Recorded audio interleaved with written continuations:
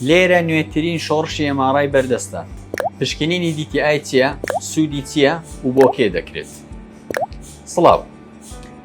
یەکێکی تر لەو پشکنینانەی کە ئێستا بەردەستە لە نەخۆشخانەی نەشتەرگەری میهرەبانی پشکنینی DTI یاخود تراکتۆگرافیە. پشکنینی DTI بریتیە لە تەکنیکێکی سێڕەهەندی واتە 3D بۆ بینینی ڕێڕەوە دەماریەکان یان فایبەرە وردەکانی مێشک کە بە شێوەی نەخشەیەکی ڕەنگاوڕەنگ نیشانمان دەدات. ئەم پشکنینە یارمەتیدەرێکی سەرەکیە بۆ پزیشکانی نەشتەرگەری مێشک و دەمار بۆ خۆپاراستن لە ناوچە هەستیاریەکان لە کاتی نەشتەرگەری.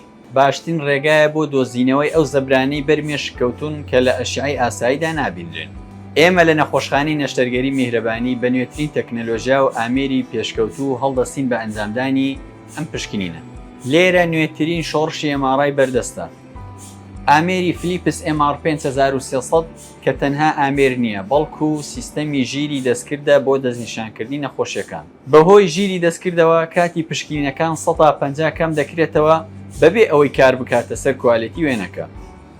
هەروەها تونێلێکی فراوان کە دیزاین کراوە بۆ ئەوەی نەخۆش هەست بە ترس و دڵەڕاوکێ نەکات بە هیوای تەندروستێکی باش بۆ هەمولایەک.